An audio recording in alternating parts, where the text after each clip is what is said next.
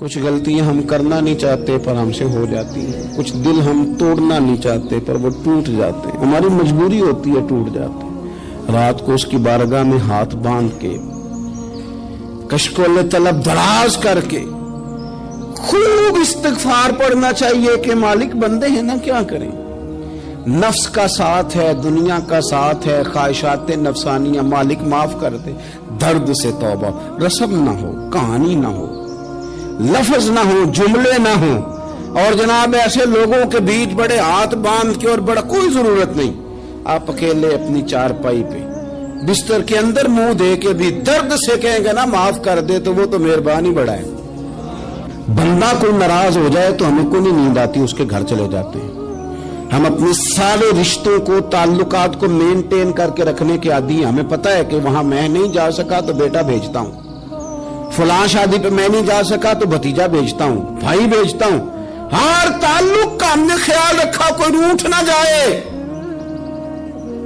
لیکن کمال ہے نا، یہ نہیں سوچا کہ اگر رب روٹھ گیا تو جب وہ روٹھ جائے نا تو سارے رشتے بھی بندے کے پاس موجود ہوں تو کوئی کارآمد نہیں ہوتا، پھر کروڑوں روپیہ جیب میں ہو تو ڈاکٹروں کی دوائیاں اثر نہیں کرتی۔ وہ روٹھ جائے تو پھر انسان اس طرح سے پھسلتا ہے کہ بڑے بڑے اس کے پاس دروازے ہوتے ہیں پر کسی جگہ اس کا ہاتھ نہیں لگتا۔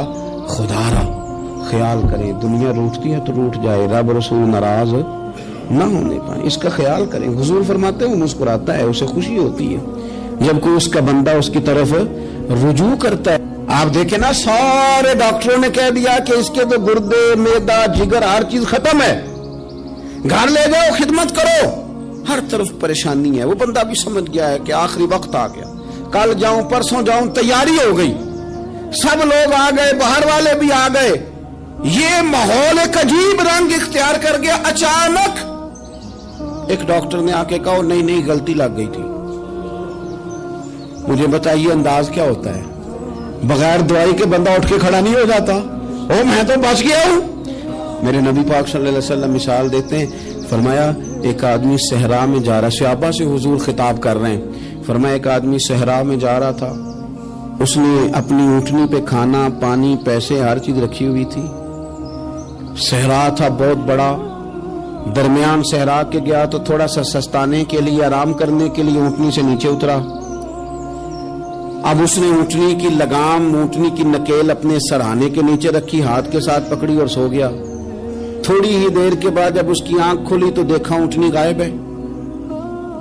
صحرا میں وہ پیدل نہ آگے جا سکتا ہے، نہ پیچھے جا سکتا ہے، نہ دائیں نہ بائیں، کھانے کو روٹی نہیں، پینے کو پانی کا قطرہ نہیں، تھوڑا ادھر بھاگا ادھر بھاگا، تھک گیا۔ کریم محبوب فرماتے ہیں وہ پوری طرح نڈھال ہو گیا اور مایوس ہو گیا، معاذ اللہ، مایوس ہو کے دوبارہ اسی جگہ آ کے لیٹ گیا جہاں پہلے لیٹا تھا، انتظار کرنے لگا کہ اب موت ہی آئے گی، آخری وقت ہے، اب نہ میں پیدل یہ صحرا کراس کر سکتا ہوں، نہ پیچھے جا سکتا ہوں، نہ کھانا ہے نہ پانی ہے، سوائے موت کے کوئی سہارا نہیں۔ حضور فرماتے ہیں وہ رستے میں دوبارہ لیٹ گیا، اچانک اس نے رخ بدلا تو اونٹنی سامنے کھڑی تھی۔ حضور نے صحابہ سے پوچھا بتاؤ نا اسے بھلا کتنی کو خوشی ہوگی؟ یا رسول اللہ جسے نئی زندگی مل گئی ہے۔ نبی پاک صلی اللہ علیہ وسلم فرمانے لگے اس کی اونٹنی مل گئی، بتاؤ بھلا اسے کتنی خوشی ہوگی؟ یا رسول اللہ وہ تو دوبارہ دنیا میں آ گیا۔ حضور فرمانے لگے اسے کچھ بھی خوشی نہیں ہوئی۔ جب کوئی رب کا گناہگار بندہ آ کے توبہ کرتا ہے، رب کو اس سے کئی گنا زیادہ خوشی ہوتی ہے۔ میرا بندہ آ گیا ہے، میرا بندہ آ گیا ہے، میرے گھر آ گیا۔ اس نے آنسو بہائے ہیں، اس نے کہا اللہ میں تیرا ہی ہوں، تیرا ہی رزق کھاتا ہوں، تیری ہی زمین پہ رہتا ہوں، تیرے نام سے میری سانسیں چلتی ہیں۔ وہ آ گیا۔ فرمایا اس اونٹنی والے سے زیادہ رب کو خوشی ہوتی ہے جب گناہگار آ کے توبہ کرتا ہے۔ گناہگاروں کے آنسو اس کی بارگاہ میں بڑے مقبول ہیں، لیکن ہم رسم ادا کرتے ہیں، توبہ نہیں کرتے۔ ہم اپنے آپ کے ساتھ دھوکہ کرتے ہیں، جھوٹ بولتے ہیں۔ ہم نہ گناہگاروں پر بھی فتویٰ دینے میں جلدی کرتے ہیں اور نیکی پر بشارت دینے میں بھی جلدی کرتے ہیں، حالانکہ یہ ہماری ذمہ داری نہیں۔ پتہ نہیں اللہ تعالیٰ کس کو کب توفیق توبہ دے کے اپنے قریب کر لے، لیکن بڑی جلدی ہے۔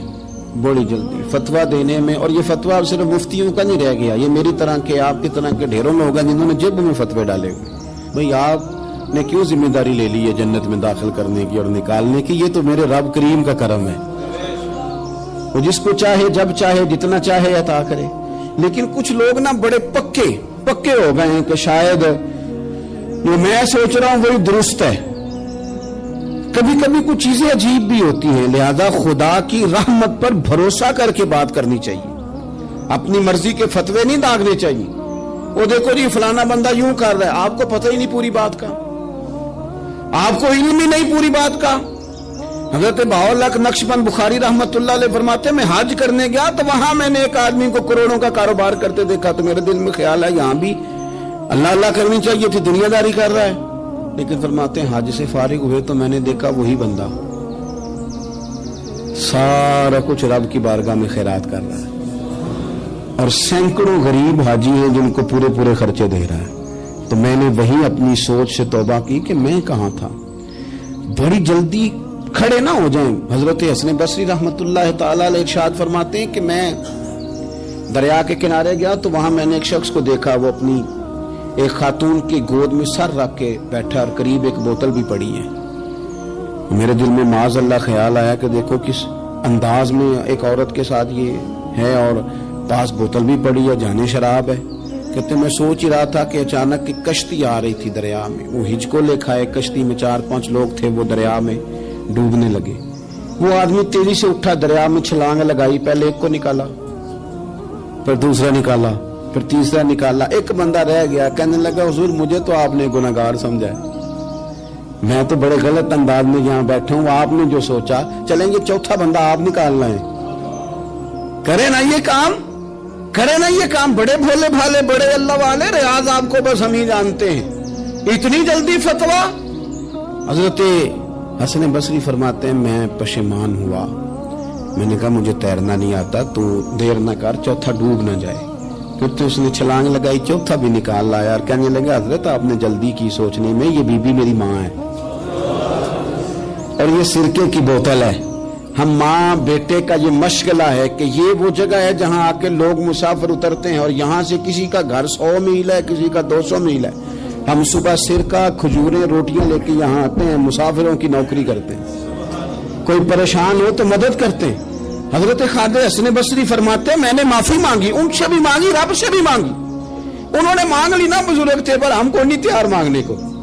हम हर वक्त बदगुमानियां, वो फलाना फलाने जुर्म करता था, मैं उसे अब कैसे नेक मान लूं? भाई अब वो नमाजी है, खुदा के घर आता जाता है, अब अल्लाह की बारगाह में हाजिर होता है। जब रब ने माफ कर दिया तू भी सोच बदल जा।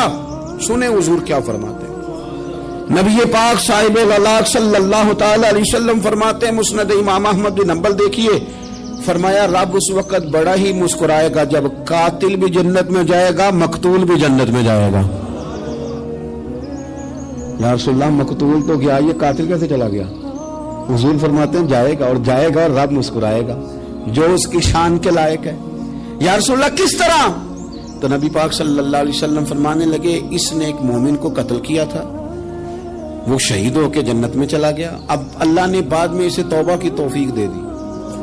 पहले इसने कलमा पढ़ा, फिर ये मैदान में उतरा, काफिरों से लड़ा, ये शहीद हुआ, रब ने इसे भी जन्नत दे दी। कातिल भी जन्नत में, मकतूल भी जन्नत में। और बात इतनी अनोखी है कि रब देख के मुस्कुरा रहा है जो उसकी शान के लायक है। हम जल्दी में हैं, हम इंतजार नहीं कर रहे कि शायद तौबा कर जाए, हम इंतजार नहीं कर रहे। लेकिन मेरे अजीज इतनी जल्दी न करे, सोचों का साफ होना, ज़हनों का पाक होना और लोगों के बारे में गुमान का अच्छा होना। आप किसी नफ्सियात के डॉक्टर के पास चले जाएं, उसे कहें टेंशन बढ़ी है, मैं उनके मज़ामीन पढ़ते रहता हूं, वो सबसे पहला सबक आपको ये पढ़ाएंगे कि अच्छा सोचा करें। अच्छा सोचने से बंदा तंदुरुस्त रहता है। किससे बंदा तंदुरुस्त रहता है? हाँ जी, वाकई। यानी इस वाले पड़ोसी के बारे में भी अच्छा सोचना है घर में, इस वाले के बारे में भी, छोटे भाई के बारे में भी अच्छा सोचना है, और बड़े के बारे में भी अच्छा ही सोचना है। یعنی اپنی برادری قبیلے کے بارے میں بھی اچھا سوچیں, جو قبیلے کا نہیں اس کے بارے میں بھی چلیں تھوڑا سا اچھا سوچ لیں. اپنے بارے میں تو اچھا سوچا ہے بڑا. میں کہتا ہوں کہ ہم اپنی غلطیوں سمیت